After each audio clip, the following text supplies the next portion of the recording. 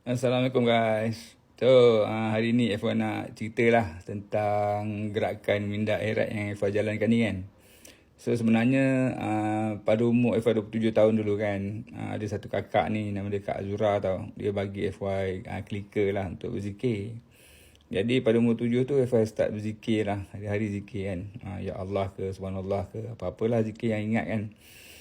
So tak tahu kenapa 4 tahun lepas tu F1 dah mula menulis buku kan. Buku pertama F1 nama dia buku Keluar dari Tempurung. Lepas tu F1 ada tulis buku lain yang baru, Berubah Sebelum Rebah kan.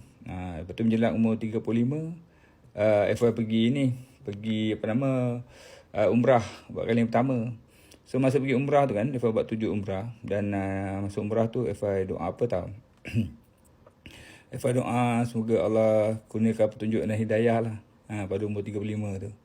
Jadi balik daripada umrah tu kan, lebih kurang umur 36, 37 tu kan, Alhamdulillah lah, mata FY dah tukar lah daripada mata dunia kepada mata akhirat lah, berminda akhirat, masuk zon akhirat kan.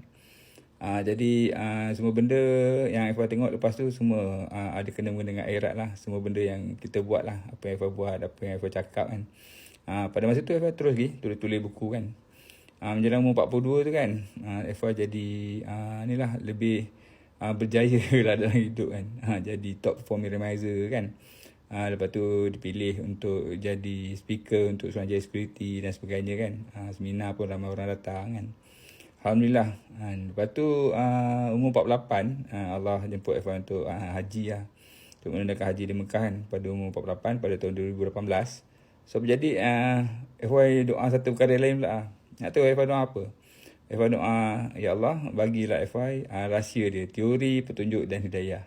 Kenapa? Sebab pada FY petunjuk dan hidayah Allah ni rahsia tau. Jadi FY doakanlah pasal FY dalam hati rasa tenang, gembira kan, dengan adanya minda akhirat ni kan. Jadi menjelang umur 51 macam tu kan, tahun 2001, tu yang FY mulakan gerakan minda akhirat tu.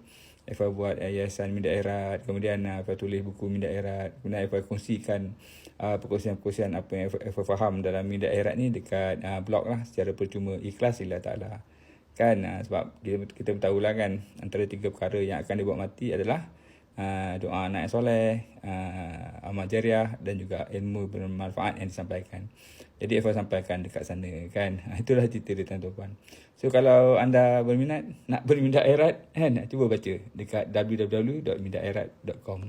Alright tuan-tuan, insya-Allah. Assalamualaikum. Bye bye.